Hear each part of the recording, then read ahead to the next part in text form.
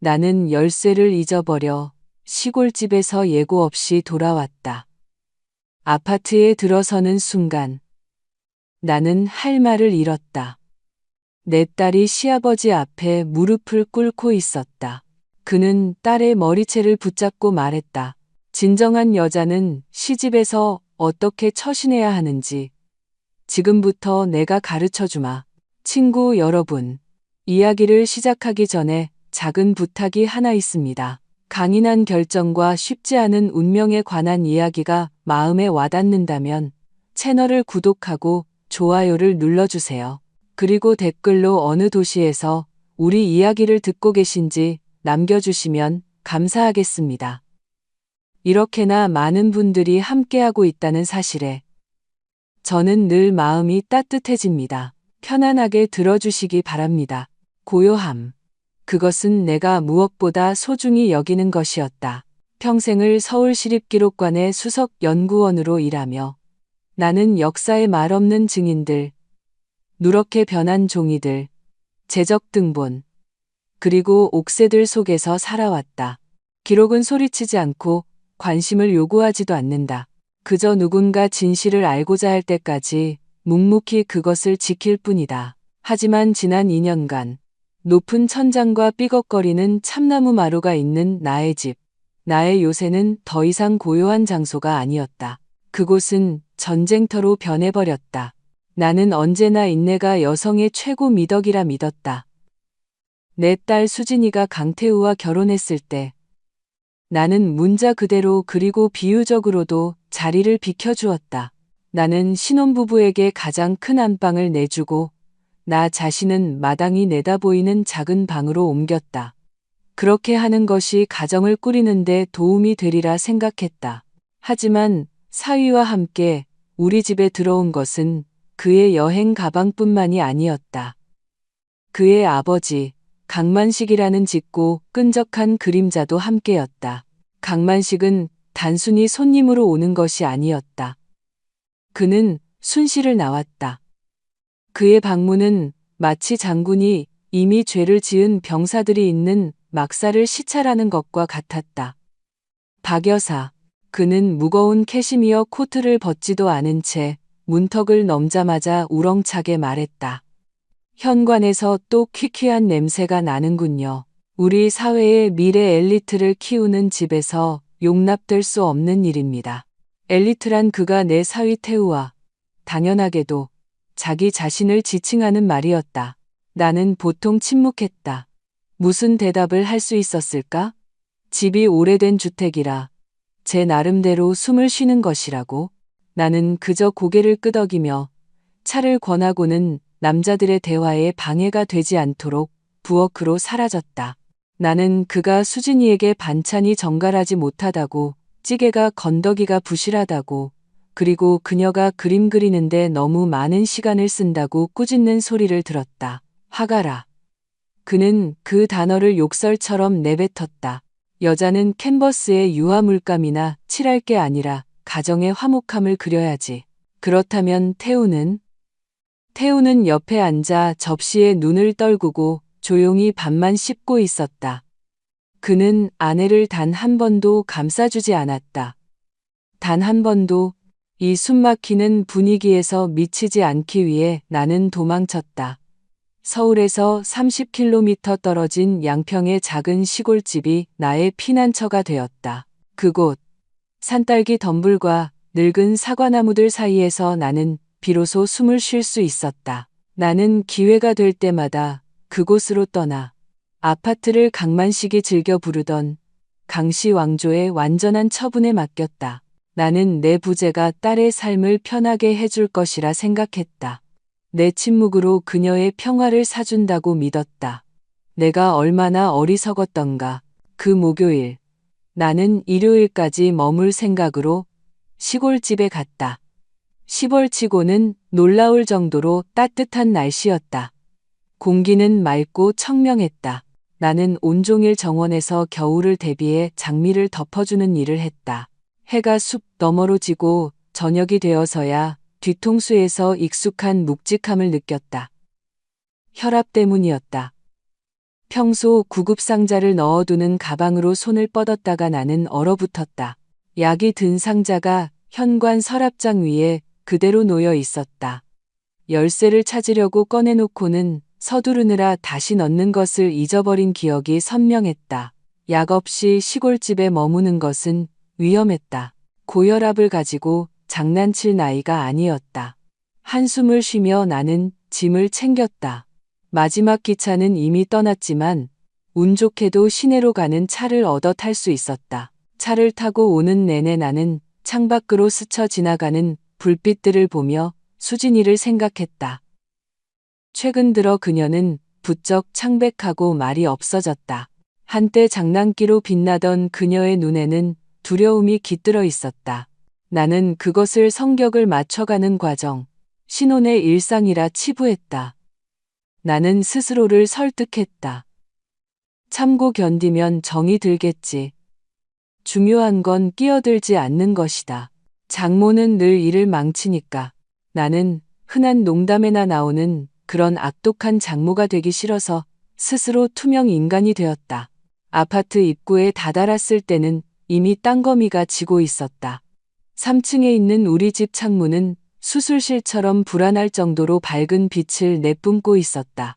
평소 수진이는 은은한 조명, 스탠드, 아늑함을 좋아했는데 말이다. 층계로 올라가 습관적으로 열쇠를 꺼내 들었지만 멈칫했다. 문이 잠겨 있지 않았다. 자물쇠는 닫혀 있었지만 레치가 홈에 들어가지 않은 상태였다.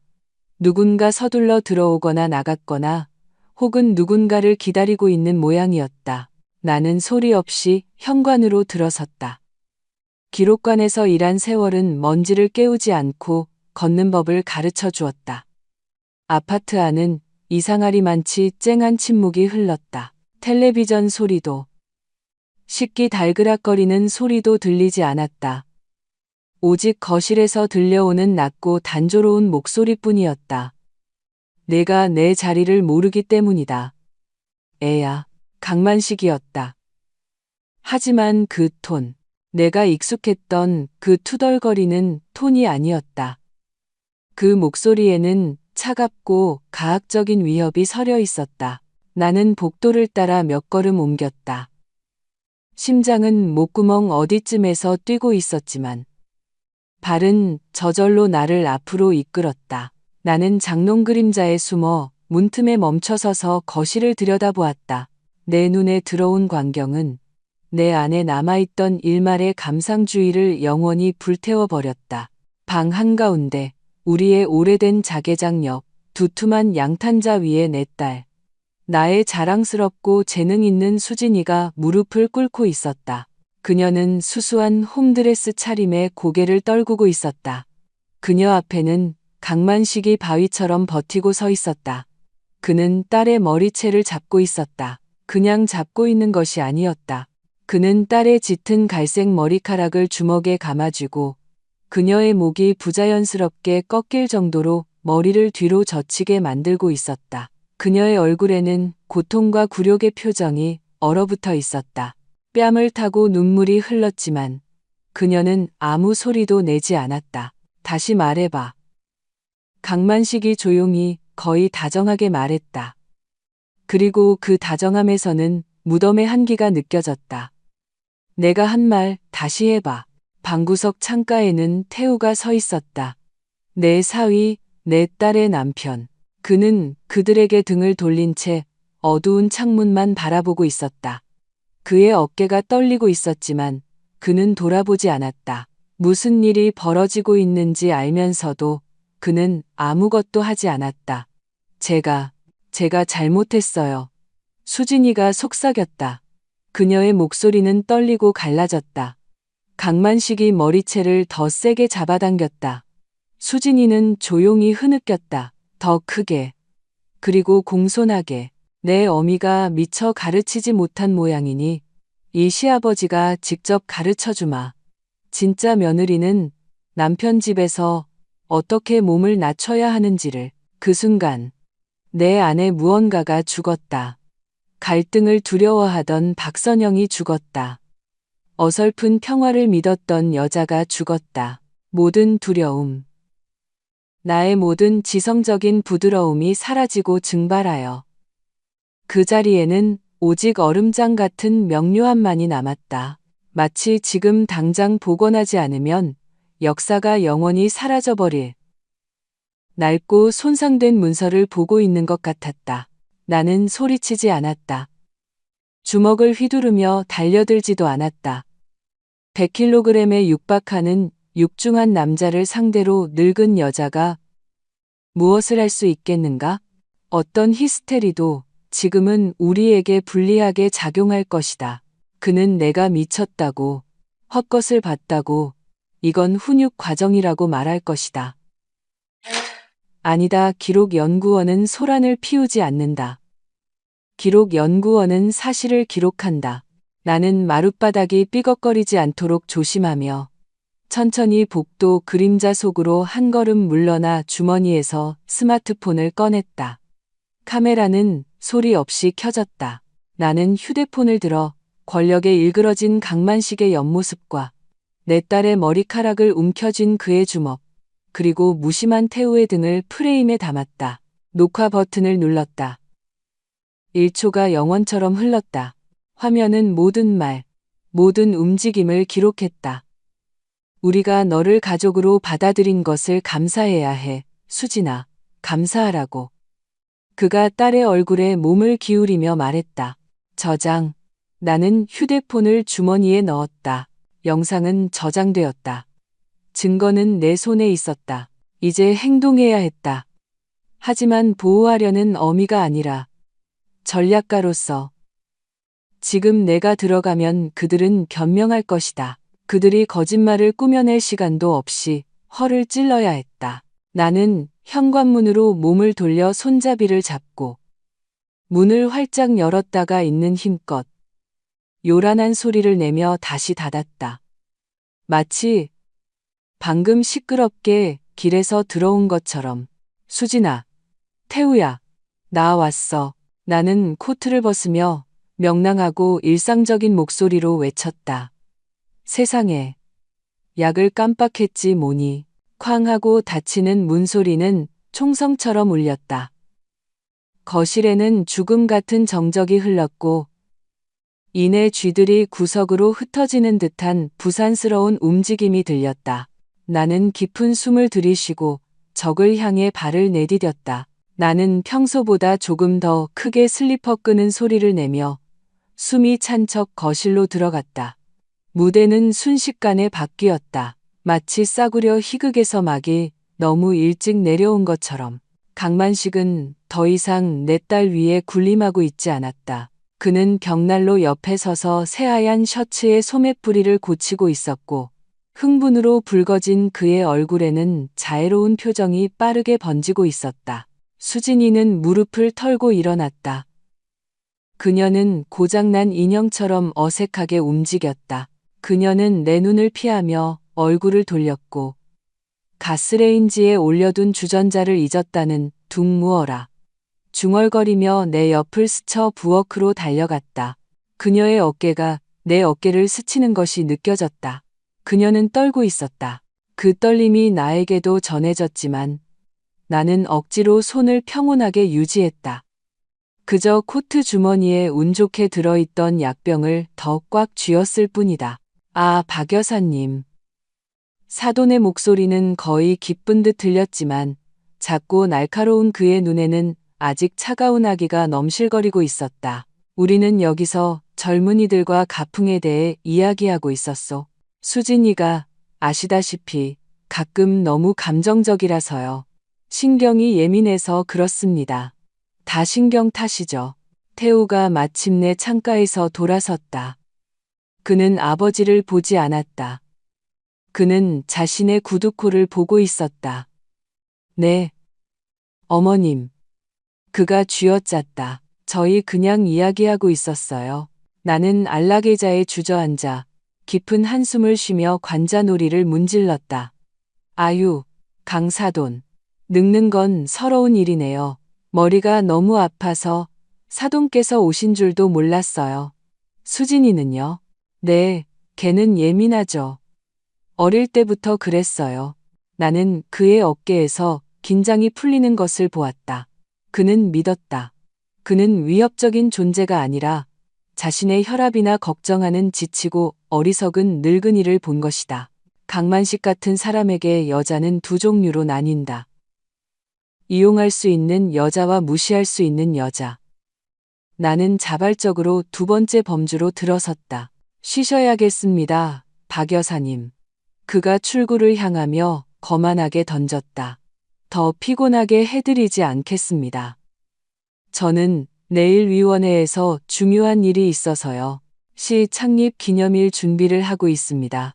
아시다시피 우리 강씨 가문은 언제나 이 지역 역사의 중심에 있었지요.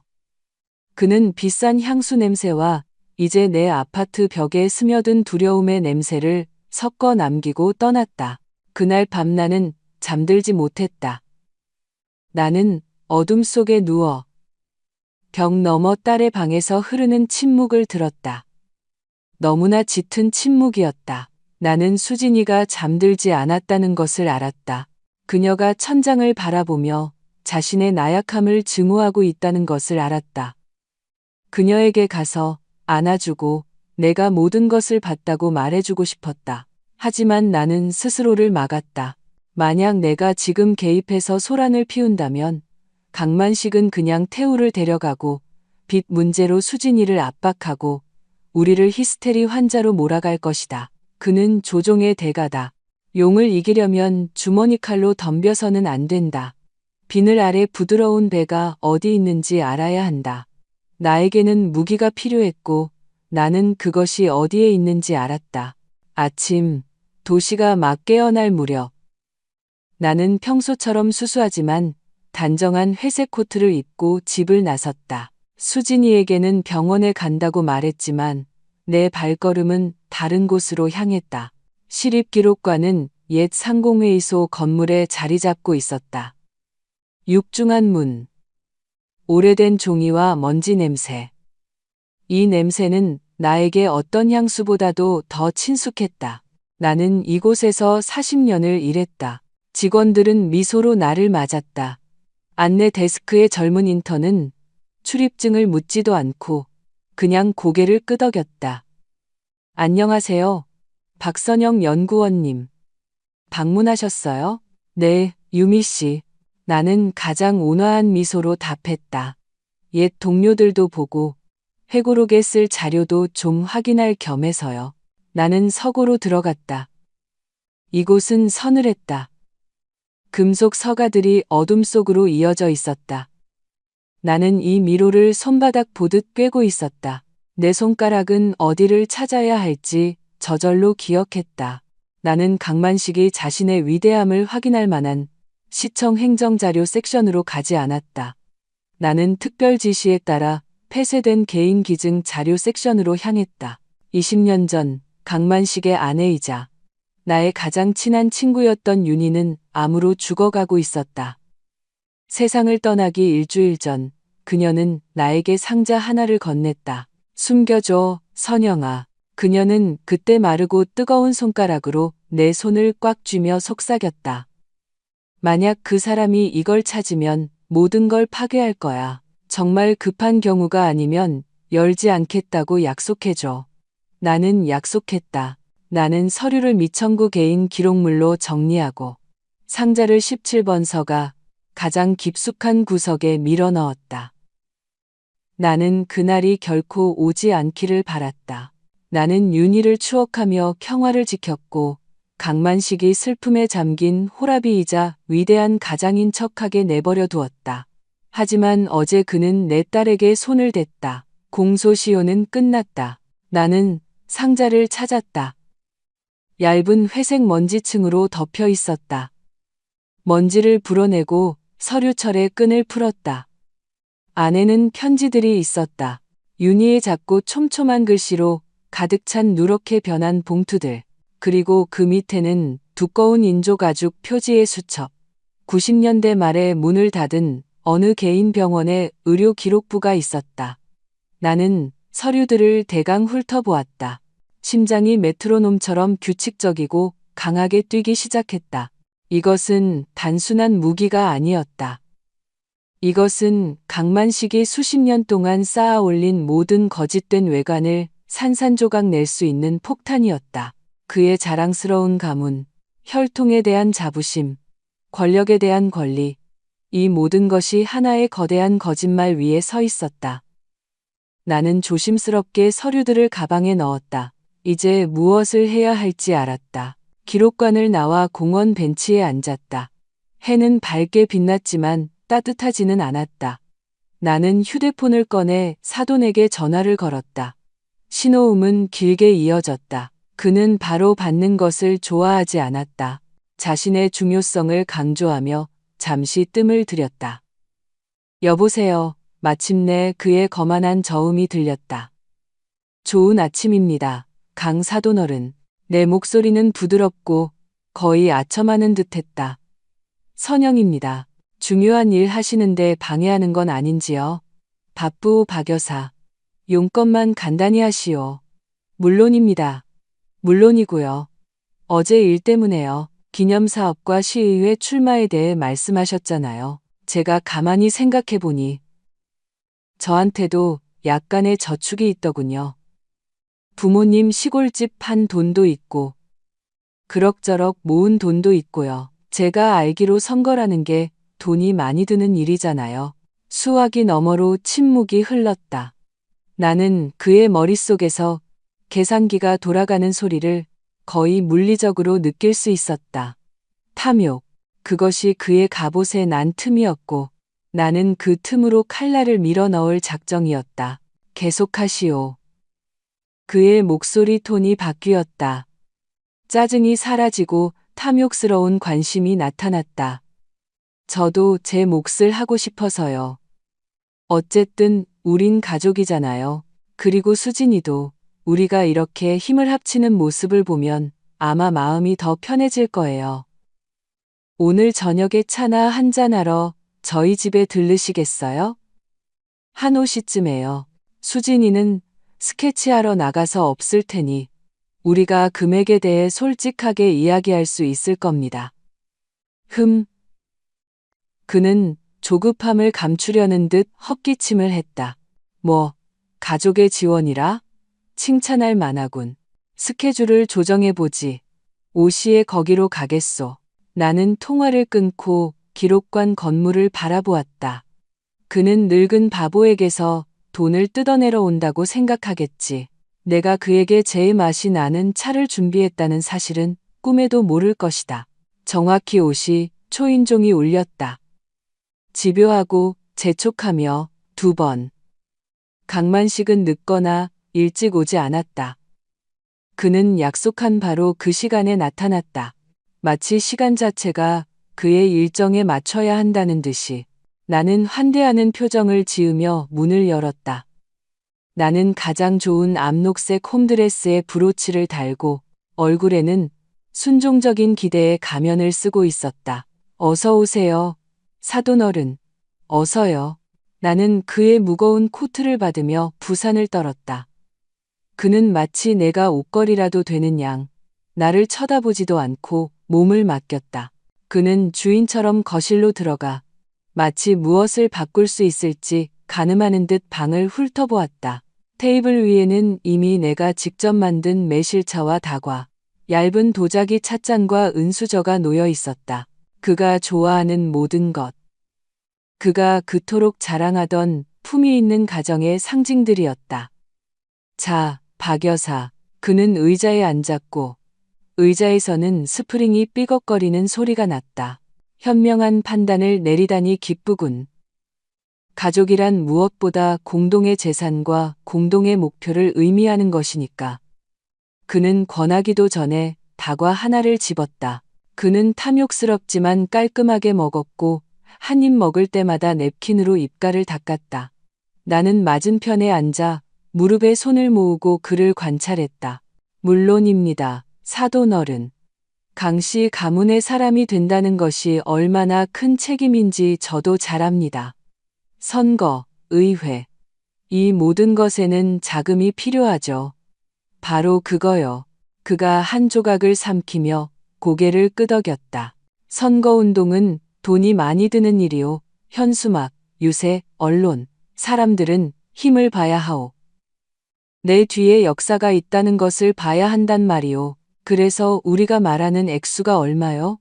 나는 액수를 말했다. 너무 커서 의심스러워 보이지 않으면서도 그의 눈이 탐욕의 빛으로 번쩍일 만큼 충분한 액수. 그것은 어려운 날을 위해 모아둔 돈이었다. 어제보다 더 어려운 날은 상상할 수 없었다. 그가 의자 등받이에 기대며 자비롭게 고개를 끄덕였다. 인쇄 비용은 충당되겠어. 물론 수진이가 직접 돈을 벌 수도 있었겠지만 걔 성격과 재능으로는 그는 경멸적으로 손을 흔들었다. 당신이 너무 오냐오냐 키웠어, 박 여사. 여자는 조용한 항구여야지. 찻잔 속의 폭풍이어서는 안 돼오. 내 아내 윤희를 보시오. 성녀 같은 여자였지. 조용하고 순종적이고 자기 자리를 알았어. 윤희의 이름이 언급되자 내 속이 뒤틀렸다. 자기 자리를 알았다고. 나는 그 자리를 기억했다. 눈물에 젖은 그녀의 눈, 긴 소매 아래 숨기던 멍자국, 그리고 그의 발소리에 흠칫 놀라던 그 동물적인 공포를 기억했다. 네. 윤희는 정말 좋은 사람이었죠.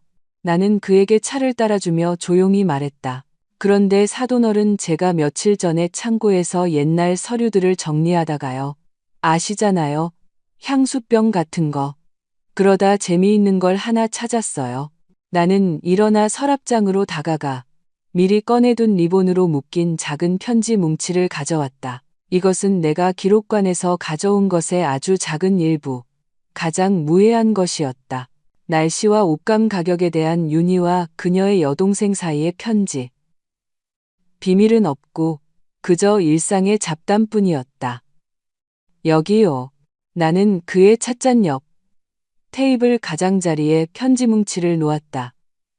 윤희의 편지들이에요. 혹시 읽어보시면 기분 좋으실까 해서요. 젊은 시절을 추억하면서요. 당신과 당신의 집에 대해 참 따뜻하게 썼더라고요. 강만식은 편지에 손도 대지 않았다. 그는 마치 내가 테이블 위에 죽은 쥐를 올려놓은 것처럼 혐오스러운 눈길을 던졌다. 이런 낡아 빠진 게 왜 필요하지? 그가 콧방귀를 뀌었다. 과거는 과거에 머물러야 하오. 윤희는 단순한 여자였소, 박 여사. 그녀가 쓸만한 게 뭐가 있었겠소? 모종 씹는 얘기나 동네 험담이나 했겠지. 그래도 추억이잖아요. 나는 일부러 감상적인 바보 역할을 하며 중얼거렸다. 추억은 기념비요, 박 여사. 문장, 훈장, 업적 같은 것이지. 여자들의 어리석은 말로 채워진 종이 조각은 쓰레기일 뿐이오. 그는 찻잔을 자신에게서 멀리 밀어냈다. 이거 치우시오. 차라리 태워버리시오. 쓸데없이 집만 어지럽히지 말고. 안 그래도 당신 집은 먼지 때문에 숨쉬기도 힘드니까. 그는 너무나 가볍게 말했다. 태워버리라고. 그는 아내에 대해 모든 것을 안다고 확신했다. 그녀가 단지 자신의 배경이 되어주기 위해 창조된 텅 빈 껍데기였다고 확신했다. 그의 오만함은 너무나 커서 평범한 여자가 자신만의 비밀을 가질 수 있다는 생각조차 하지 않았다. 그것이 그의 치명적인 실수였다. 그는 나뿐만 아니라 30년을 함께 산 그 여자도 과소평가했다. 알겠습니다. 사돈어른. 나는 편지를 다시 서랍에 넣으며 순종적으로 동의했다. 사돈께서 더 잘 아시겠죠. 그는 바지에서 부스러기를 털며 일어섰다. 돈 이야기는 그를 안심시켰고 자존감으로 가득 채웠다. 그는 원하는 것을 얻었고 이제 지루한 늙은이와의 만남에 귀중한 시간을 낭비하지 않으려고 서둘렀다. 현관에서 코트를 입으며 그는 멈춰서서 복도를 훑어보았다. 그런데 박 여사, 이제 우리가 선거운동의 파트너가 되었으니 말인데 다음 주에 사진작가들이 우리 집에 올 거요. 홍보 책자에 들어갈 사진인데 분위기가 필요하거든. 오래된 명문가의 저택 같은 분위기 말이야. 내 서재는 지금 수리 중이라 촬영은 여기서 하기로 했소. 당신 집은 천장이 높고 몰딩이 있으니까. 나는 얼어붙었다. 그는 묻는 것이 아니었다. 그는 사실을 통보하고 있었다. 여기서요? 내가 되물었다. 그래. 그런데 좀 손볼 게 있소. 그는 주머니에서 접힌 종이 한 장을 꺼내 나에게 내밀었다. 여기 목록이요. 거실에 있는 그 커튼, 끔찍하군, 떼어버리시오. 무겁고, 벨벳 소재의 진홍색이나 에메랄드색 커튼이 필요해. 가구는 이 도면대로 다시 배치하고, 선반에 있는 그 잡동사니들도 치우시오. 가죽 장정의 책들만 남겨두고, 모든 게 품이 있어 보여야 하오. 화요일까지 해놓으시오. 그는 호텔 도어맨에게 하듯 내 손에 목록을 쑤셔 넣었다. 그리고 수진이에게도 일러두시오. 옷 좀 제대로 입으라고. 청바지 같은 건 안 돼. 바닥까지 오는 드레스에 머리는 올리고 자기 남편의 품이 있는 아내처럼 보여야지. 그는 무겁고 거만한 손짓으로 내 어깨를 툭 쳤다. 실망시키지 마시오, 박 여사. 우리는 미래를 위해 같은 일을 하는 거니까. 문이 닫혔다. 나는 그의 요구사항 목록을 손에 쥔 채 현관에 서 있었다. 커튼을 떼고 가구를 재배치하고 잡동사니를 숨겨라. 그는 내게 내 집을 뜯어 고쳐서 그의 연극무대 장치로 만들라고 명령하고 있었다. 나는 종이를 펼쳤다. 그의 필체는 크고 거칠었으며 힘이 많이 들어가 있었다. 목록은 길었다. 나는 천천히 부엌으로 걸어가 먹다 남은 닭과 옆 테이블에 종이를 놓았다. 그러고 나서 성냥을 꺼내 성냥갑에 그었다. 불꽃이 즐겁고 밝게 타올랐다. 나는 그것을 목록의 모서리에 가져다 댔다. 종이는 순식간에 불이 붙었다. 나는 불이 그의 명령들을 집어삼키는 것을, 글자들이 검게 변하며 오그라들어 재가 되는 것을 지켜보았다. 그 쓰레기는 태워버리시오. 그가 윤희의 편지를 두고 말했다. 글쎄요, 강만식 씨. 당신의 부탁을 들어드리기 시작했죠. 쓰레기를 태우기 시작했어요. 단지 당신은 이 집에서 무엇이 쓰레기인지 착각했을 뿐. 제가 접시 위로 떨어졌다. 나는 그것을 손가락으로 문질렀다. 검은 그을음이 피부를 더럽혔다. 이제 그가 자신의 무적을 확신하며 과거를 그토록 경솔하게 무시했으니 내 손은 자유로워졌다.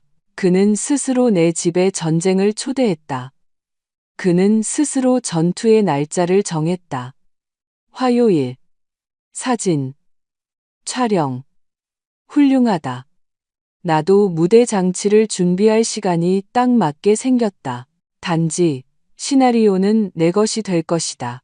그리고 이 연극의 마지막에 그는 박수갈채를 받지 못할 것이다. 나는 설거지를 하러 갔다. 물이 시끄럽게 흐르며 접시에서 크림 찌꺼기를 씻어냈다. 그리고 내 머릿속에서는 이미 계획이 짜이고 있었다. 시끄럽지 않고 히스테리적이지 않은 도서관의 속삭임처럼 조용한 계획, 제국을 무너뜨리는 속삭임. 다음 날 아침 나는 수리를 시작했다. 하지만 벨벳 커튼을 사러 가게로 달려가는 대신 나는 가장 좋은 외출용 코트를 입고 손님 맞이에 나섰다. 내 목록의 첫 번째는 전임시장의 미망인인 이 여사였다. 이 여성은 도시에 대해 모든 것을 알았고 더 중요하게는 도시가 그녀로부터 모든 것을 들었다. 그녀는 어떤 인터넷보다도 빠르게 소식을 전하는 살아있는 전보였다. 나는 빈손으로 가지 않고 기념 전시회를 준비한다는 핑계로 오래된 사진 앨범을 들고 갔다. 여사님, 나는 차를 마시며 페이지를 넘기며 속삭였다. 이것 좀 보세요. 정말 멋지죠? 53년도 우리 공원이네요. 아, 이건, 어머, 강만식 씨 할아버지 아니세요? 나는 공장 노동자들의 단체 사진을 가리켰다. 그들 중 기름 묻은 작업복을 입은 단단한 체격의 남자가 망치를 들고 서 있었다. 이상하네요. 나는 안경을 고쳤으며 생각에 잠긴 듯 말했다. 강만식 씨는 항상 할아버지가 장교, 전쟁 영웅, 연대장이었다고 하셨는데 여기 53년도에는 배관공 팀에 계셨네요. 장교들이 배관공으로 일했었나요? 이 여사는 눈을 가늘게 뜨고 사진을 눈앞으로 가져갔다. 정말이네. 그녀의 목소리에 사냥꾼의 예리함이 스쳤다. 아주 이상해. 강만식 씨는 귀족 혈통과 장교의 명예에 대해 그렇게 떠벌리기를 좋아하는데 여긴 평범한 노동자잖아. 물론 노동은 신성하지만 왜 거짓말을 한담. 씨앗은 뿌려졌다. 나는 저녁이 되면 이 사진, 아니 이 사진에 대한 소문이 도시의 모든 거실을 돌 것이라는 것을 알았다. 강만식은 거짓말쟁이. 그의 이력은 가짜. 이것은 첫 번째. 거의 눈에 띄지 않는 바늘로 찌르기였다. 그날 나는 도시의 또 다른 두 명의 여론주도층을 방문했다. 한 명에게는 1998년 아파트 관리비 체납자 명단에 강시성이 언급된 오래된 신문 스크랩을 무심코 보여주었다. 다른 한 명에게는 요즘 재산 분할을 위해 좋은 변호사를 찾기가 얼마나 어려운지 불평하며 그래도 강만식 씨와 우리는 모든 게 투명해서 다행이에요. 비록 그가 은행에 큰 문제가 있다는 소문이 있긴 하지만요. 라는 말을 슬쩍 흘렸다. 나는 비난하지 않았다. 나는 그저 의아해할 뿐이었다.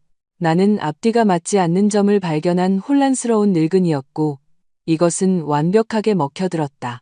집에 돌아와서도 나는 조용한 파괴 공작을 계속했다. 태우가 보통 저녁 커피를 마시는 거실에 낮은 테이블 위에 나는 몇 권의 소책자를 잊어버렸다. 가족법, 재산 분할, 배우자의 빚으로부터 자신을 보호하는 방법, 정서적 학대, 징후와 도움, 저녁에 사위가 퇴근했을 때 나는 반쯤 열린 문틈으로 부엌에서 그를 지켜보았다. 그는 소파에 앉아 피곤한 듯 얼굴을 문지르고 리모컨을 향해 손을 뻗었다. 그의 시선이 이혼에 관한 소책자의 밝은 표지에 닿았다. 그는 얼어붙었다. 리모컨을 든 손이 허공에 멈췄다.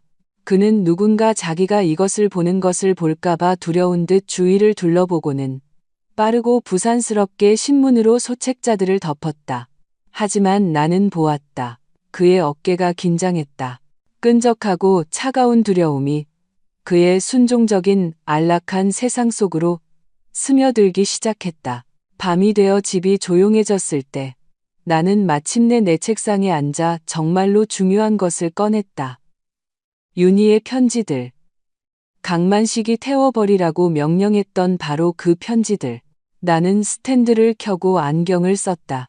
누렇게 변한 종이를 펼칠 때 내 손이 약간 떨렸다. 나는 그 안에 중요한 무언가가 있을 수 있다는 것은 알았지만 내가 읽은 내용은 모든 것을 뒤집어 놓았다. 사랑하는 선영아. 1978년 편지에서 윤희는 썼다. 이 거짓말을 안고 어떻게 살아야 할지 모르겠어. 그 사람은 의사에게조차 말하는 것을 금지했어. 누군가 알게 되면 자살하거나 나를 죽일 거라고 했어. 볼거리. 그가 12살 때 알았던 평범한 유행성 이하선염. 의사들은 말했어. 불임, 절대적이고 돌이킬 수 없다고. 나는 이 구절을 3번 다시 읽었다.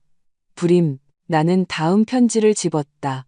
우리는 이웃도의 아기 집에서 남자아이를 데려왔어. 그 사람이 모든 걸 처리했지. 출생 기록을 다시 쓰기 위해 원장에게 거액의 돈을 줬어. 우리 아이가 아니라는 걸 아무도 모르게 하려고. 우리는 아이 이름을 태우라고 지었어.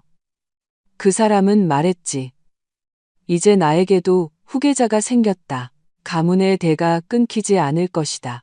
하지만 그는 아이를 미워해, 선영아. 그는 아이를 보며 아들이 아니라 자신의 불완전함의 증거를 봐. 그는 아이의 모든 숨결, 모든 걸음걸이에 벌을 줘. 아무도 그 아이에게 자신의 위대한 피가 없다는 것을 의심하지 못하도록 아이를 부수고 있어. 의료 기록부는 모든 단어를 증명했다. 환자 강만식의 차트 발췌. 진단. 고환염. 무정자증으로 인한 합병증. 그리고 그 옆에는 아버지란의 확신에 찬 필체로 강만식이라고 적힌 위조된 태우의 출생증명서가 있었다.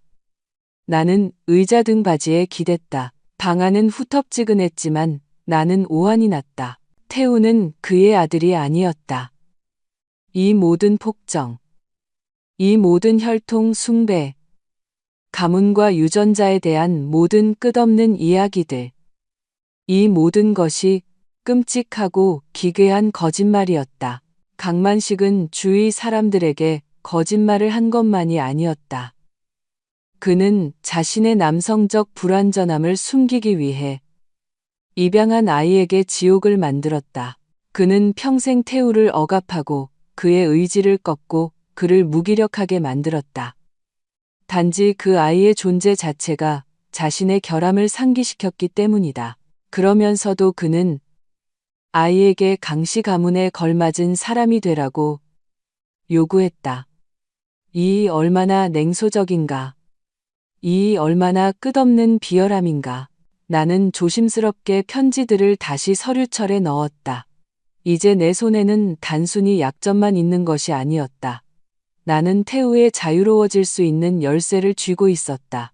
만약 그가 이 폭군이 자신과 아무 관련이 없다는 것을 알게 된다면, 존재하지도 않는 가문의 십자가를 짊어질 의무가 없다는 것을 깨닫는다면, 갑자기 내 방문이 삐걱거렸다. 나는 깜짝 놀라 재빨리 숄로 서류철을 덮었다. 문가에는 수진이가 서 있었다. 그녀는 잠옷 차림에 창백한 얼굴과 눈 밑에 검은 그늘이 져 있었다. 그녀의 손은 레이스 끝자락을 만지작거리고 있었다. 엄마, 그녀가 속삭였다. 안 주무세요? 그래, 얘야. 들어오렴. 그녀는 들어와 내 침대 가장자리에 앉았다. 그녀는 떨고 있었다. 나는 말없이 그녀의 손을 잡았다. 손가락이 얼음장 같았다. 엄마, 저 더 이상은 못하겠어요. 그녀의 목소리가 흐느낌으로 갈라졌다. 그는 그냥 소리만 지르는 게 아니에요. 나는 그녀의 손을 더 꽉 쥐었다. 말해보렴. 오늘 낮에 엄마가 나가셨을 때 전화가 왔어요. 강만식 씨한테서요. 저더러 대출을 하나 더 받으라고 했어요. 5천만 원을요. 대출이라고? 나는 숨이 깎는 것 같았다. 하지만 너희는 이미 주택담보대출이랑 그 차 할부금도 있잖니. 엄마, 그게 다가 아니에요. 그녀는 공포로 가득 찬 눈으로 나를 올려다보았다. 그는 지난 1년 동안 저더러 이미 3번이나 대출을 받게 했어요. 그의 사업, 그의 투자를 위해서요. 그는 일시적인 거라고 입찰만 따내면 이자까지 쳐서 다 갚겠다고 했어요. 하지만 그는 아무것도 갚지 않아요. 그냥 돈을 써버려요. 엄마, 그의 양복, 연회, 이미지 메이킹 같은데요. 세상에. 나는 숨을 내쉬었다. 왜 말을 안 했니? 협박했어요. 수진이가 얼굴을 두 손에 묻고 울기 시작했다. 제가 거절하거나 누구에게 말하면 태우 씨를 시켜서 저랑 이혼하게 만들겠다고 했어요. 나중에 아이가 생기면 아이들도 빼앗고 저를 정신이 상자로 만들겠다고 했어요. 자기한테는 사방에 연줄이 있다고요. 엄마, 저는 모든 서류에 서명했어요. 저는 그가 무서워요. 그는 미쳤어요. 나는 딸을 안고 그녀의 머리를 내 가슴에 기댔다. 나는 그녀의 머리를 쓰다듬으며 내 안에서 차갑고 계산적인 분노가 끓어오르는 것을 느꼈다. 그는 단순히 폭군이 아니었다. 그는 파산자였다. 그는 내 딸에게 달라붙어 그녀의 삶과 미래를 빨아먹으며 자신의 부풀려진 자존심을 채우는 기생충이었다. 그는 자신에게는 혈연의 권리로 결코 존재한 적 없는 가족을 빌미로 그녀를 협박하고 있었다. 괜찮아, 아가. 괜찮아. 나는 어린 시절처럼 그녀를 흔들며 속삭였다. 다 잘 될 거야. 아무도 널 건드리지 못해. 아무도 내 미래를 빼앗아가지 못해. 나는 숄 아래의 서류철을 보았고 그 다음 시계를 보았다. 새벽 3시였다. 자러 가렴, 수진아. 내일은 새로운 날이 될 거야. 엄마, 우리 어떡해요? 그녀가 눈물 젖은 얼굴을 들었다. 우리는 덫에 걸렸어요. 아니, 나는 단호하게 말했다. 덫에 걸린 건 우리가 아니야. 그 사람이야. 단지 그가 아직 덫이 닫혔다는 걸 모를 뿐이지. 나는 그녀를 눕히고 안정제를 주었고 그녀가 잠들 때까지 기다렸다. 나는 잠자리에 들지 않았다. 나는 어둠 속에 앉아 생각했다. 판도는 하늘 높은 줄 모르고 치솟았다. 이것은 이제 단순히 정신적인 굴욕의 문제가 아니었다. 이것은 금융 파탄과 범죄의 문제였다. 만약 내가 그의 출생의 비밀만 폭로한다면 그는 분노에 차서 수진이를 재정적으로 파멸시킬 시간이 있을 것이다. 대출은 그녀의 이름으로 되어 있다. 은행은 누가 누구의 아들인지 신경 쓰지 않는다. 나는 빠르고 무자비하게 행동해야 했다. 나는 그를 이기는 것만이 아니라 공개적으로 그를 짓밟아야 했다. 은행도, 판사도, 그리고 태우도 그가 어떤 사람인지에 대해 의심의 여지가 없도록. 화요일. 사진 촬영. 아니, 그건 너무 시시하다. 나는 저녁 식사가 생각났다. 그가 자신의 선거 운동 시작을 기념하여 열 계획이었던 성대한 저녁 식사, 도시의 유지들을 모을 것이라고 그는 말했다. 좋다. 내가 그가 유지들을 모으는 것을 도와주지. 나는 그에게 이 도시가 결코 잊지 못할 환영회를 열어줄 것이다. 나는 수첩을 꺼내 손님 명단을 작성하기 시작했다. 그가 보고 싶어하는 아첨꾼들과 졸부들이 아니라 그가 두려워하는 사람들, 진짜 역사를 기억하는 사람들, 그리고 그의 몰락의 증인이 될 수 있는 사람들. 나는 첫 번째 이름을 썼다. 은행의 여신 담당 임원. 두 번째, 지역 신문사 주필. 전쟁은 본격적인 국면으로 접어들었고 나, 조용한 기록관의 쥐 박선영은 그 전쟁의 장군이 될 준비를 하고 있었다. 다음 날 아침 나는 강만식에게 전화를 걸었다. 내 목소리는 흥분으로 떨렸지만 그것은 후원자의 성공을 위해 무엇이든 할 준비가 된 헌신적인 조력자의 흥분이었다. 사돈어른, 엄청난 소식이 있어요. 나는 수화기에 대고 제잘거렸다. 제 지인들과 이야기를 나눴는데요. 믿지 못하시겠지만 이 여사님과 심지어 재향군인회 회장님까지 사돈의 출마를 개인적으로 축하하고 싶다는 뜻을 비치셨어요. 격식 없는 자리에서 말하자면 넥타이 없이 뵙고 싶어 하시더라고요. 수화기 너머로 잠시 침묵이 흘렀다. 나는 그가 지금 칠면조처럼 자부심으로 부풀어 오르고 있다는 것을 알았다. 9세대의 관심은 그에게 마약과도 같았다. 그가 거만하게 말했다. 예상했던 바이오. 사람들은 리더에게 끌리는 법이지. 언젠가? 토요일에요. 저희 집에서요. 제가 저녁 식사를 준비할게요. 가장 중요한 분들만 모시는 겁니다. 큰 연애 전에 아주 좋은 예행 연습이 될 거예요. 줬소. 그는 너무나 빨리 동의해서 나는 웃음을 참기 힘들었다. 그의 허영심이 그의 길잡이였고 나는 그를 벼랑 끝으로 똑바로 이끌고 있었다. 단, 박 여사, 식탁이 격에 맞도록 신경 쓰시오. 흔한 잡채 같은 건 안 돼요. 고급 생선회나 신선로 좋은 와인 같은 걸로. 와인 목록은 내가 보내주지. 물론입니다. 사돈어른, 모든 것을 최고 수준으로 준비하겠습니다. 일주일 내내 나는 준비했다. 하지만 축제가 아니라 처형을 위해서 나는 요리하느라 시간을 뺏기지 않기 위해 레스토랑에서 음식을 주문했다. 나에게는 힘이 필요했다. 나는 은식기를 거울처럼 반짝이게 닦았다. 그의 수치가 그 안에 비치도록. 그리고 나는 초대장을 보냈다. 하지만 가장 중요한 일은 금요일에 했다. 나는 은행에 갔다. 위임장은 없었지만 나에게는 오래된 지인인 지점장 김 부장이 있었다. 우리는 한때 문화재보호위원회에서 함께 일했었다. 나는 고객이 아니라 우는 어머니로서 그에게 갔다. 김 부장님. 나는 그의 사무실에 앉아 손수건을 구기며 말했다. 딸이 걱정돼서요. 사위가 요즘 이상하게 행동해요. 아버지 사업 자금이라고 대출을 받는데 제가 보기엔 돈이 없는 것 같아요. 수진이는 울기만 하고 보지도 않고 어떤 서류에 서명했다고 해요. 제발 상황이 얼마나 나쁜지만 알려주세요. 서류를 달라는 게 아니에요. 단지 제가 집을 팔아서라도 애들을 감옥에서 구해야 할지 알아야겠어요. 선량한 영혼의 김 부장은 거절하지 못했다. 그는 모니터를 보며 창백해졌다. 박 여사님. 그가 안경을 벗었다. 이건 그냥 나쁜 정도가 아닙니다. 재앙입니다. 고금리 소비자 대출이 3건이나 있어요. 그리고 모든 돈이 당일로 어떤 유령증권 회사 계좌로 이체됐습니다. 이건 금융 피라미드입니다. 박 여사님. 명백한 사기예요.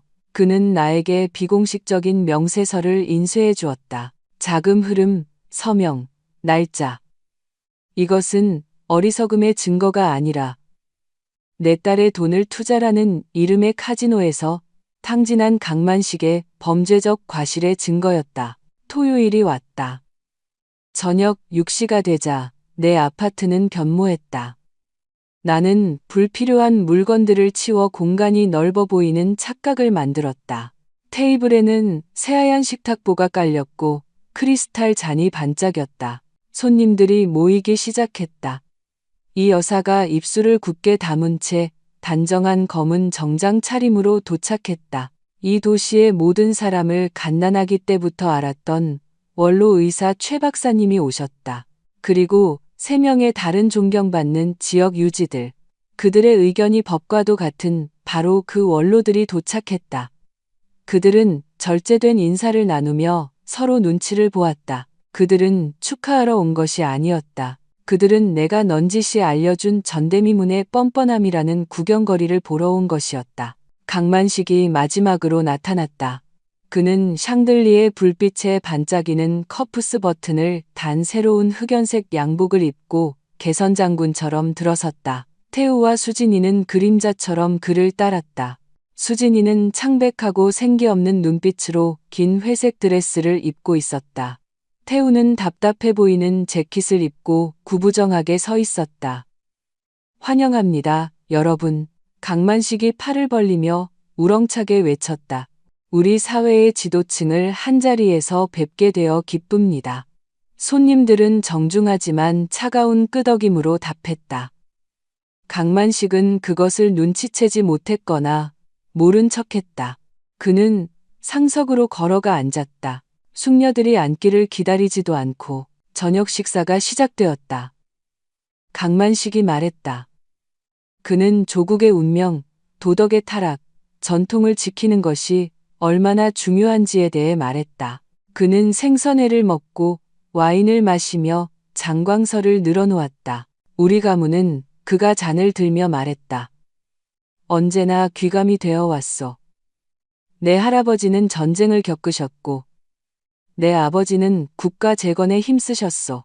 그리고 나, 이 가문의 수장으로서 그 깃발을 들고 있소. 우리 강씨 가문은 강철과 같소. 이 여사가 조심스럽게 헛기침을 했다. 죄송합니다. 강 회장님. 그녀가 조용히 말했다. 할아버님께서는 어느 부대에서 복무하셨는지요? 제가 최근에 기록 자료들을 좀 정리하다가요. 강만식은 순간 멈칫했지만 이내 말을 이었다. 기병대였소. 당연히. 근위연대. 칼을 빼들고 돌격. 이 여사는 최 박사님과 눈을 마주쳤다. 그들의 눈에는 연민과 경멸이 섞여 있었다. 식탁의 긴장감은 고조되었다. 손님들은 거의 먹지 않았다. 그들은 이 1인극을 지켜보며 결말을 기다리고 있었고, 강만식은 스스로 그 결말을 앞당기기 시작했다. 와인이 그의 머리를 때렸다. 그는 청중이 달아오르지 않는다고 느끼고는 권위를 보여줘야겠다고 결심했다. 수진아. 그가 갑자기 손바닥으로 테이블을 치며 소리쳤다. 왜 잔이 비어있나? 잠들었어? 손님들께 술을 따라 드려야지. 내 어미는 대체 뭘 가르친 게야? 수진이가 깜짝 놀라 포크를 떨어뜨렸다. 은이 도자기에 부딪히는 소리가 귀를 찢을듯 울렸다. 그녀는 서둘러 일어나 와인병을 잡았다. 그녀의 손이 떨리고 있었다. 그녀는 이 여사의 잔에 따르려고 했지만 축축한 손가락에서 병이 미끄러졌다. 붉은 와인이 식탁보 위로 쏟아져 피처럼 흉한 얼룩을 남겼다. 칠칠치 못하기는 강만식이 고함을 질렀다. 그의 얼굴이 자릿빛으로 물들었다. 나를 망신시키는구나. 와인 한 잔 제대로 따르지 못하다니. 그가 손을 치켜들었다. 그것은 수년간의 처벌받지 않음으로 단련된 반사적인 움직임이었다. 그는 그녀의 손을 치거나 집에서 하던 대로 밀치려 했다. 태우는 의자에 몸을 움츠리고 눈을 감았다. 하지만 매는 떨어지지 않았다. 나는 갑작스러운 움직임 없이 조용히 일어섰다. 나는 수진이에게 다가가 그녀의 손에서 병을 받아 테이블에 놓았다. 그리고 그녀의 어깨에 손을 얹었다. 내 손바닥은 무겁고 따뜻했다. 아니, 내가 말했다. 내 목소리는 조용했지만 찾아온 정적 속에서 징소리처럼 울렸다. 이 아이는 술을 따르지 않을 겁니다. 이 아이는 하녀가 아니고 당신 소유물도 아니에요. 무슨 소리를 하는 거요? 그가 쉿쉿거렸다. 내 가족 앞에서 감히 나에게 이래라 저래라 하는 건가? 여긴 당신 가족이 아니에요. 강만식 씨, 나는 20년 만에 처음으로 그의 이름을 직함없이 불렀다. 그리고 그 돈도 당신 돈이 아니고요. 나는 냅킨 아래에서 서류철을 꺼내 먹다 남은 생선회 접시 위로 바로 던졌다. 바로 은행에서 받은 그 서류철이었다. 이게 뭐요? 그가 혐오스럽게 물러섰다. 이건 청구서예요. 내가 말했다. 당신의 위대함에 대한 청구서. 수진이 이름으로 된 대출 3건, 4억 5천만 원. 당신이 자식들에게서 훔쳐서 당신의 그 거품처럼 터져버린 투자에 날려버린 돈이죠. 손님들이 숨을 들이켰다. 최 박사님이 서류철로 손을 뻗어 열고 내용을 훑어보았다. 세상에, 그가 중얼거렸다. 이런 사기성 투자회사라니. 강만식, 자네 자식들 돈을 피라미드에 넣었나? 강만식이 창백해졌다. 그의 이마에 땀방울이 굵게 맺혔다. 거짓말이야. 그가 벌떡 일어나며 외쳤다. 이건 조작이야. 저 마녀가 나를 모함하려는 거야. 나는 사업가야. 나에겐 자산이 있다고. 당신에겐 아무것도 없어요. 내가 잘라 말했다. 당신은 파산자예요. 강만식 씨. 당신은 아들의 아내를 등쳐먹고 살고 있어요. 당신은 그녀의 결혼을 파탄내겠다고 위협하며 빚을 지게 만들고 있어요. 당신은 가장이 아니에요. 기생충이지. 닥쳐. 그가 인간의 모습을 잃고 고함을 질렀다. 그는 테이블에서 나이프를 집어들었다. 내가 너를... 수진이가 비명을 질렀다. 손님들은 공포에 질려 물러섰다. 해봐요. 나는 그의 눈을 똑바로 보며 말했다. 나는 한 걸음도 물러서지 않았다. 증인들 앞에서 나를 쳐봐요. 진짜 강만식이 어떤 사람인지 모두에게 보여줘요. 그는 손에 나이프를 든 채 얼어붙었다. 그의 가슴이 거칠게 오르내렸다. 그는 주위를 둘러보았다. 열쌍의 눈이 그를 보고 있었다. 그리고 그 눈에는 존경도 두려움도 없었다. 오직 혐오감뿐이었다. 그는 천천히 나이프를 내려놓았다. 은이 접시에 부딪히며 쨍그랑 소리를 냈다. 당신들은 아무것도 이해 못해. 그가 남은 존엄성을 되찾으려 애쓰며 헐떡였다. 나는 가족을 위해, 미래를 위해 일을 한 거요. 미래를 위해서요. 내가 되물었다. 어떤 미래요? 거짓말로 지어진 미래? 나는 테이블로 한 걸음 다가가 서랍장 위에 놓여있던 두 번째 서류철을 집었다. 윤희의 편지가 든 서류철. 미래에 대해 말하자면 나는 그것을 열며 말했다. 그리고 과거에 대해서도요. 당신은 혈통, 가문, 유전자를 물려주는 것이 얼마나 중요한지에 대해 말하기를 참 좋아하죠. 강만식 씨. 나는 낡고 다른 의료 기록부를 꺼냈다. 그게 뭐요? 그는 뒷걸음질 쳤다. 그는 그 수첩을 알아보았다. 나는 그의 눈에서 그것을 보았다. 그의 눈에 동물적인 공포가 스쳤다. 이건 병력 기록이에요. 나는 모두가, 특히 태우가 들을 수 있도록 큰 소리로 말했다. 당신의 역사죠. 강만식 씨. 1978년. 태우가 고개를 들었다.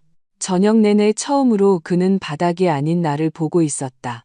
그의 시선에 깨달음의 불꽃이 튀었다. 하지마. 강만식이 속삭였다. 하지마. 왜요? 내가 물었다.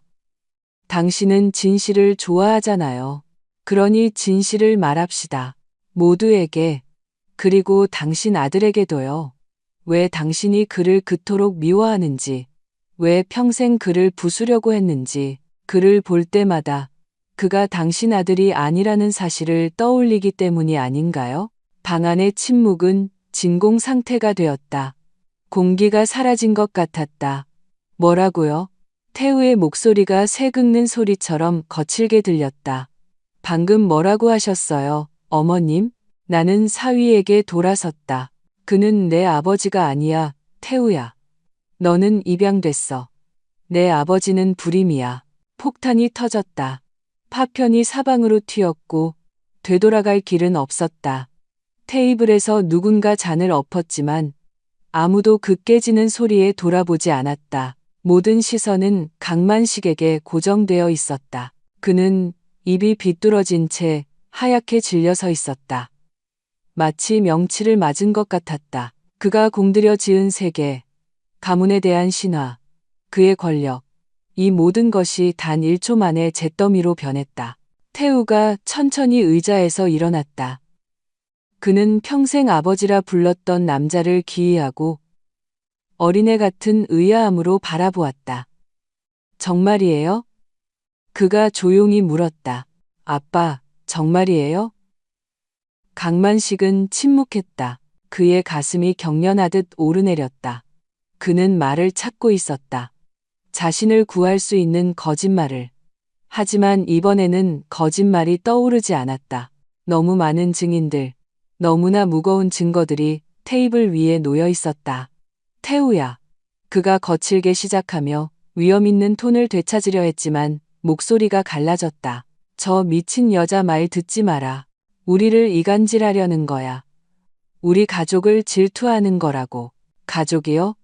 태우가 되물었다. 그의 목소리에 눈물이 섞였지만 그것은 동정의 눈물이 아니었다. 그것은 깨달음의 눈물이었다. 평생 저한테 당신의 피를 받을 자격이 없다고 강씨 가문을 욕보인다고 하셨잖아요. 성적이 나쁘다고 허리띠로 때렸잖아요. 강씨 집안은 낙제생이 없다고 제가 음악을 그만두게 만들었잖아요. 우리 집안 남자들은 엔지니어라고. 그런데 이제 와서 보니 그런 가문은 아예 없었던 거네요. 닥쳐. 강만식이 얼굴이 붉어지며 고함을 질렀다. 내가 너를 키웠고 내가 너를 먹였어. 내가 너를 사람으로 만들었다고. 넌 내 발에 입이라도 맞춰야 해. 이 강아지 같은 놈아. 그는 태우에게 한 걸음 다가가며 손을 휘둘렀다. 때리는 습관, 억압하는 습관이 자동적으로 발동했다. 하지만 이번에는 그들 사이에 수진이가 섰다.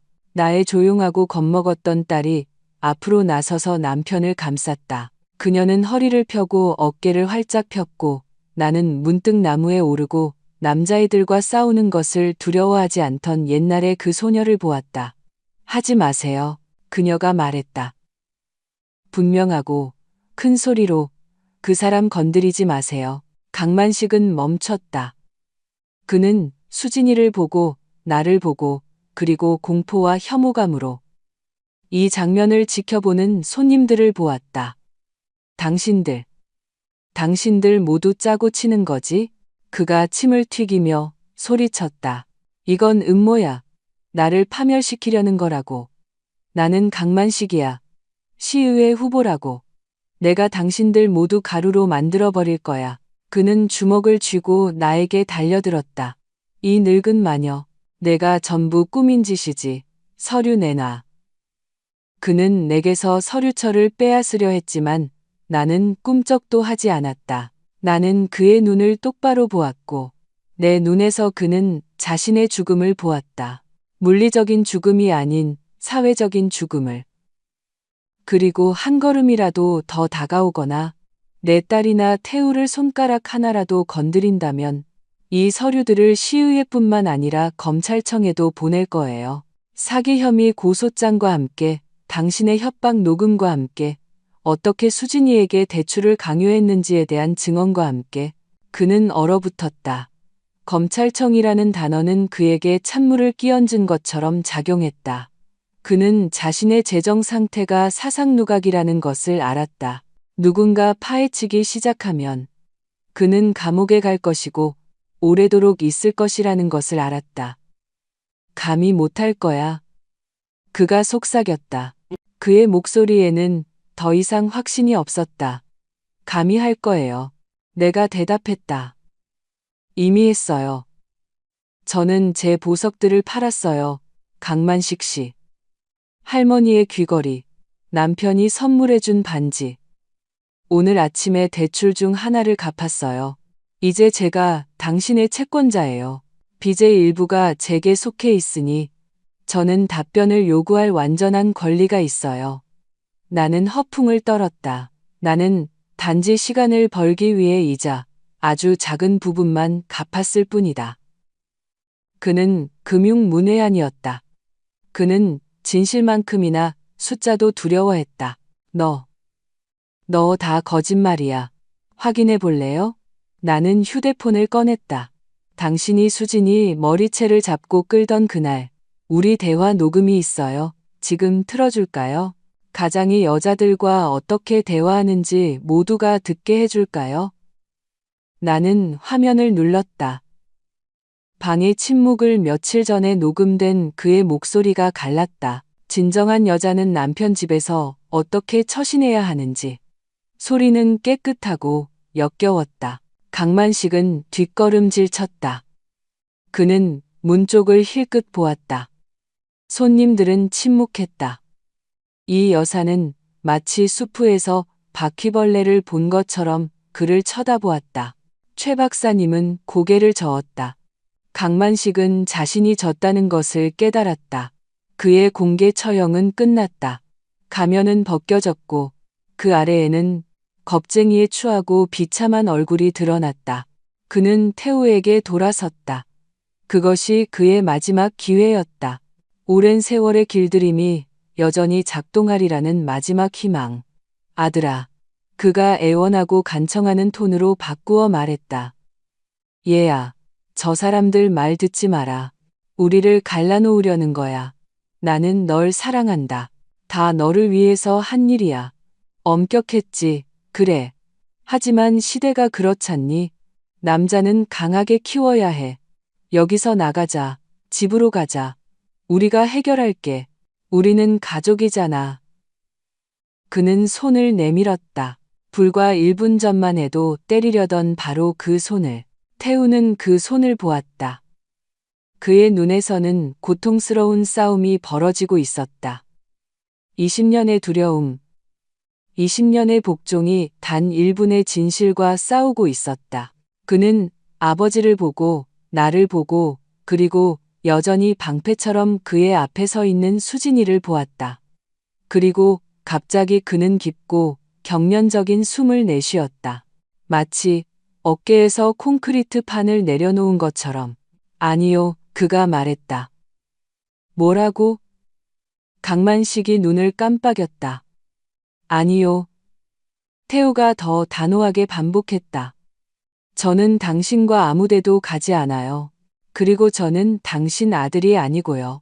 서류에서 당신이 직접 그렇게 말했잖아요. 태우야. 강만식이 비명을 질렀다. 아버지를 배신하는 거냐? 저는 거짓을 배신하는 겁니다.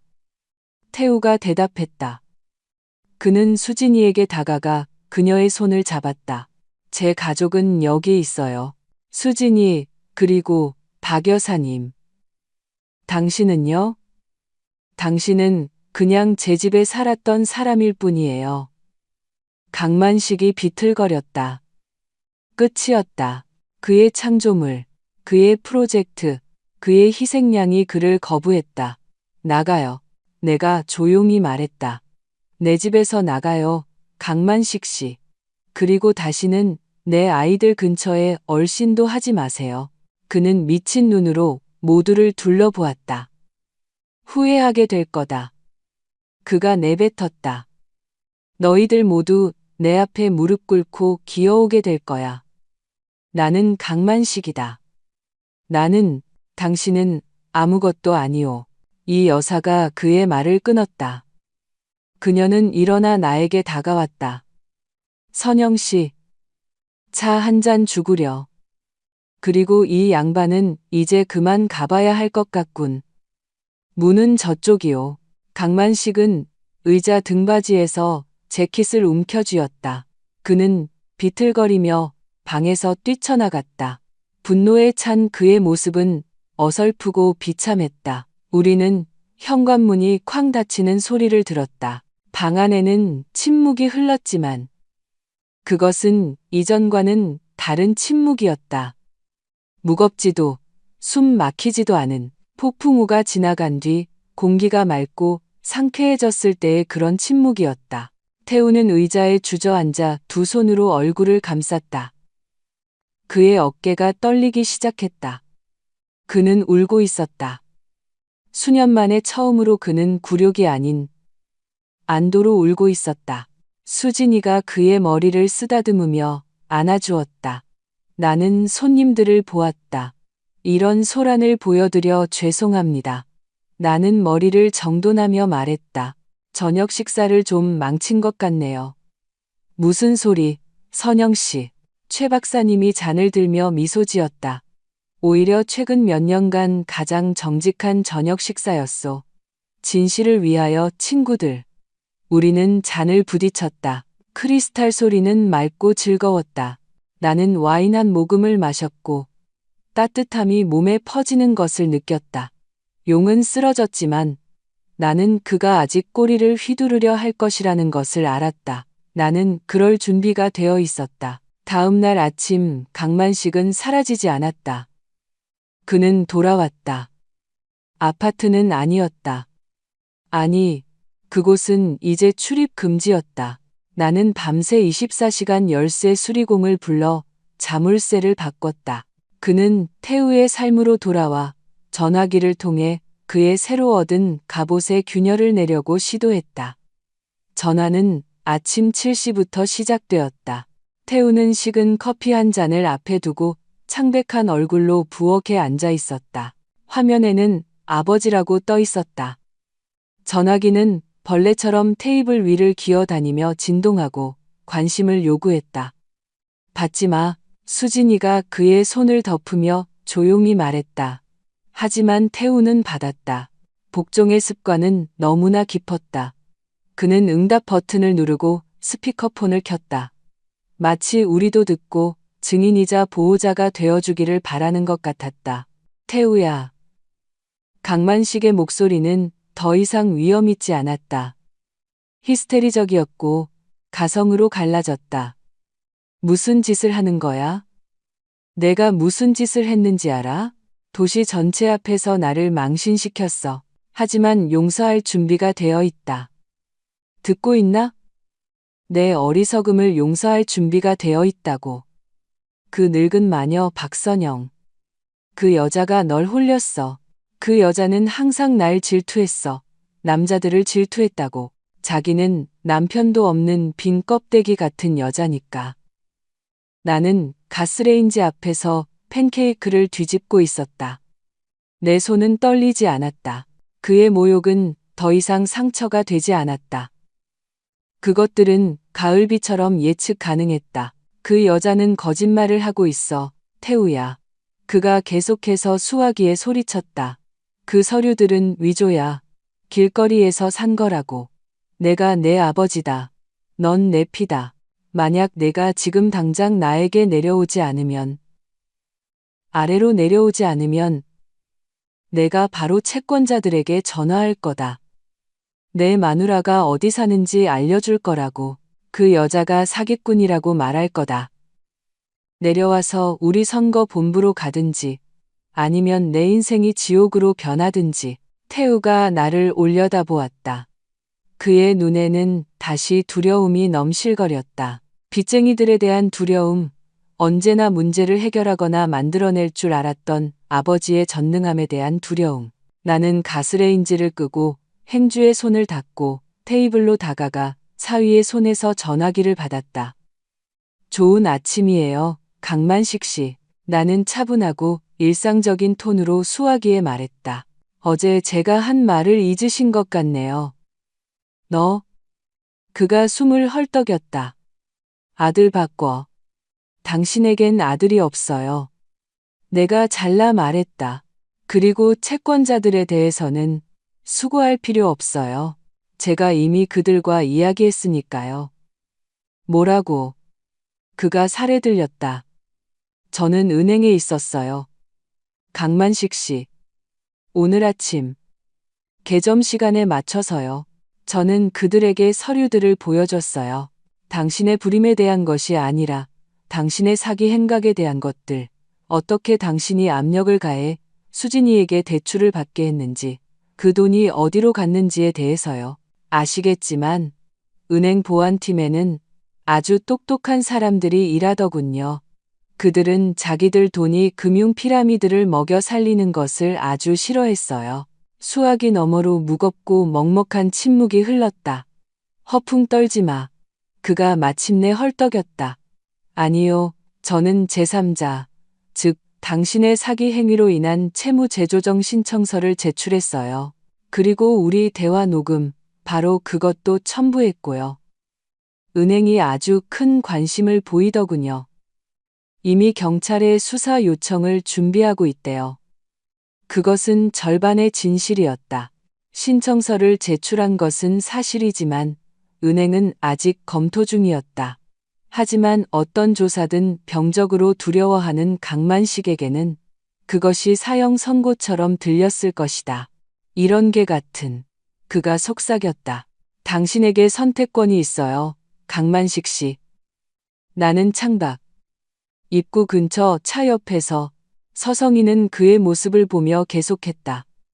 당신은 지금 당장 차에 타서 떠나세요. 건강상의 이유로 선거에서 사퇴하고 이 도시에서 사라지세요. 만약 그렇게 한다면 제가 어쩌면 고소를 취하할지도 모르죠. 어쩌면요. 하지만 만약 당신이 태우나 수진이에게 한 번이라도 더 전화한다면 저는 의료 기록부를 공개할 거예요. 도시 전체가 강씨 가문의 마지막 후예가 빈 껍데기라는 것을 알게 될 겁니다. 나는 통화를 끊었다. 우리는 창가로 다가갔다. 강만식은 아래에서 우리 발코니를 올려다보며 서 있었다. 그는 바람 빠진 풍선 같았다. 그의 어깨는 축 처져 있었다. 그는 잠시 서 있다가 자신의 차 바퀴를 걷어차고 운전석에 올라타 급하게 출발했다. 태우는 그가 사라지는 것을 지켜보았다. 가버렸네요. 그가 조용히 말했다. 그래. 내가 고개를 끄덕였다. 그는 떠났지만 아직 끝이 아니었다. 강만식은 부상당했지만 죽지는 않았다. 그의 자존심은 패배를 받아들일 수 없었다. 1시간 후 초인종이 울렸다. 문 앞에는 배달원이 서 있었다. 그는 봉투 하나를 건넸다. 안에는 소장이 들어 있었다. 강만식은 지난 18년간의 양육비 및 부양비 반환을 요구하며 태우를 고소했다. 절망과 마지막으로 고통을 주려는 욕망에서 비롯된 터무니없고 미친 소송이었다. 그는 수억 원을 요구했다. 태우는 서류를 읽고 하얗게 질렸다. 소송을 걸었어요. 그가 속삭였다. 엄마, 그가 제가 번 모든 돈을 빼앗으려 해요. 널 겁주려는 거야. 나는 소장을 반으로 찢으며 말했다. 미친 사람의 헛소리야. 어떤 법원도 이걸 받아주지 않아.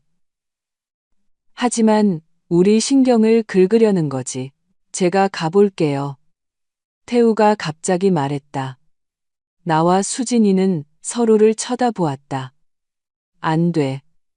딸이 외쳤다. 가면 안 돼. 가야 해요.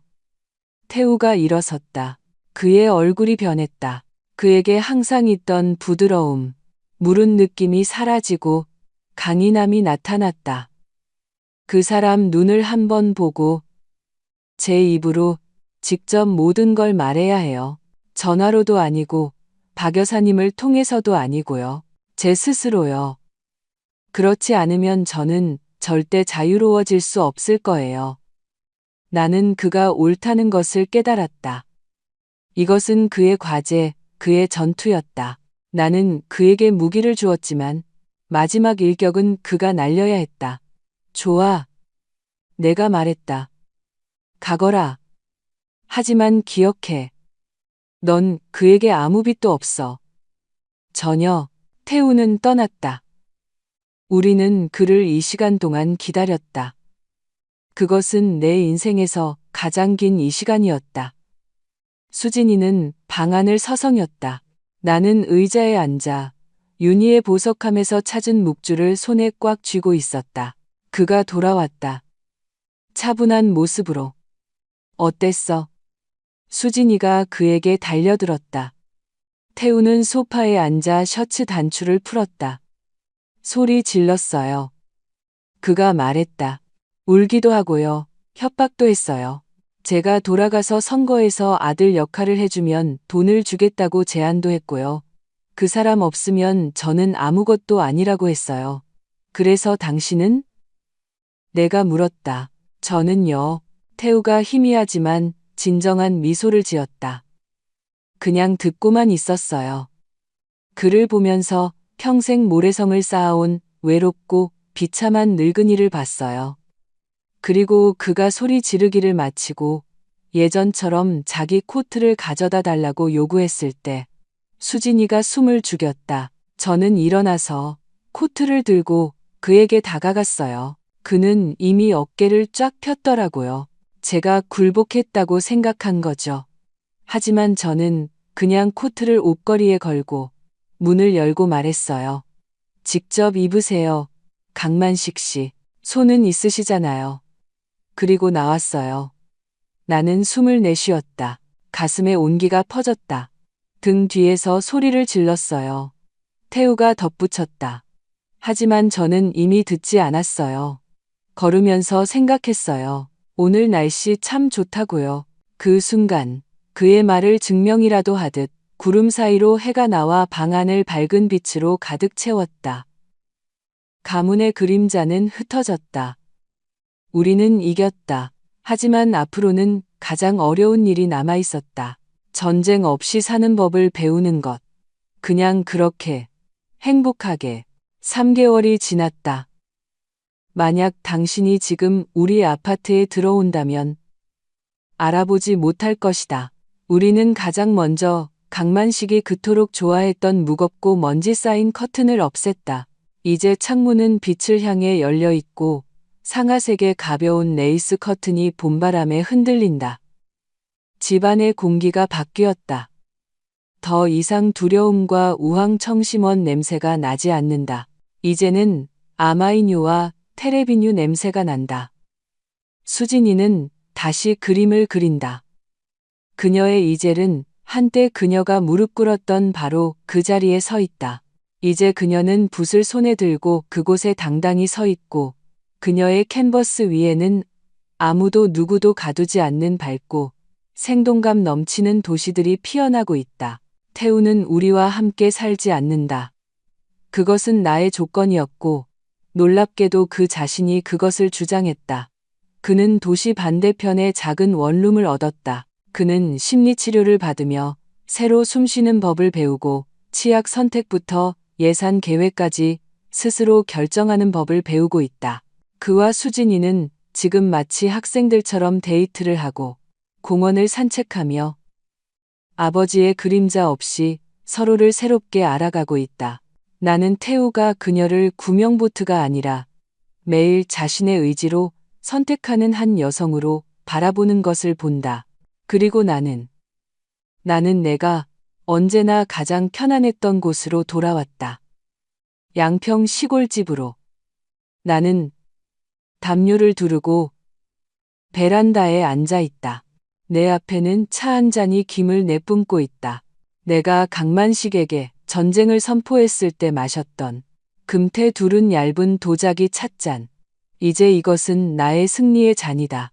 주인은 고요하지만 그것은 외로움의 쨍한 공허함이 아니다. 평화의 고요함이다. 나는 아침 내내 정원에서 장미를 심었다.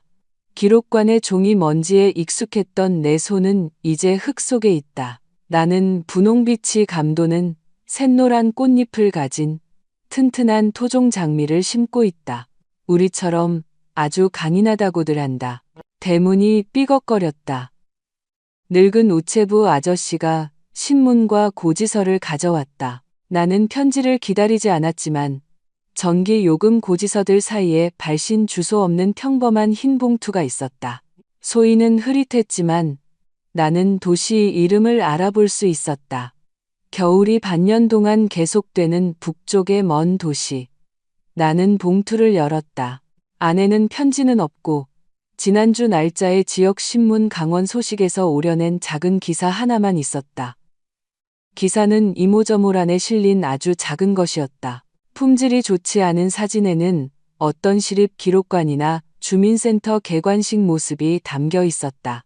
중앙에는 그 도시의 시장이 리본을 자르고 있었고 옆 배경에는 헐렁하고 값싼 재킷을 입고 서류철을 겨드랑이에 낀 그 강만식이 서 있었다. 그는 작고 등이 굽어 보였다.